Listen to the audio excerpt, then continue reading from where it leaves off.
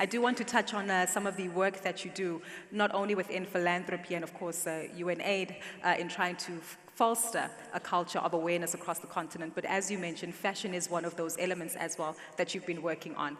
Recently, we saw local South African designers like Tebe Magugu interacting with Anna Wintour and engaging on exchanges regarding African prints and design. What have your successes been like in these engagements and exchanges of African designers? Well, today I'm wearing Marianne Fassler, who I love. Oh, fantastic. And I got to wear Marianne. I produced The Global Citizen with Kwaku Mandela and Hugh Evans in December, and I got to discover these wonderful designs and colors, and I was like, I'm coming to Durban and I really would like to wear you again.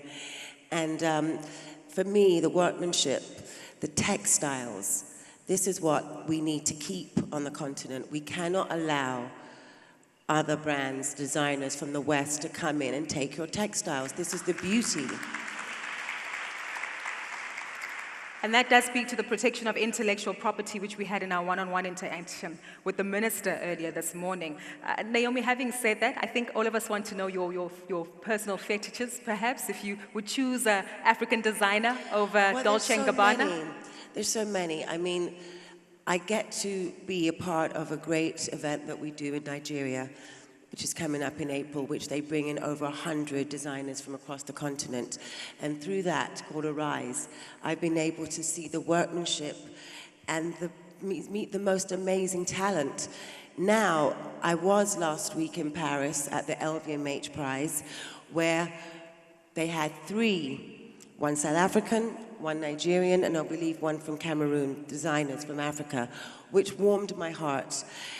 What I want them to see is the textiles that goes into it. It's not just the cutting, the tailoring, it's the fabric that they make. Yes. And so for me, that puts them at an advantage. Exactly. And this also speaks to the economic contribution of new sectors and new spheres, which essentially is the underpin for today's conference, where new wealth is exactly what we're exploring. How new women... wealth for me means, giving back.